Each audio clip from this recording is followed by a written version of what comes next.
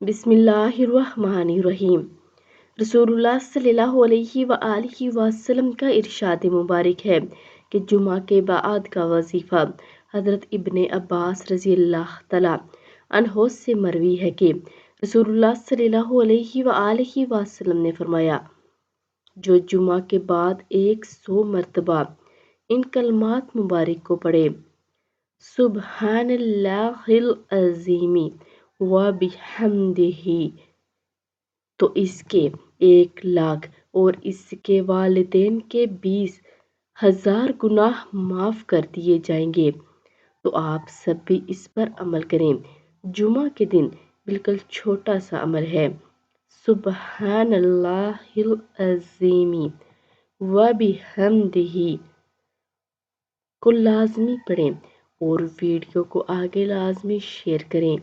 جزاک اللہ خیرہ۔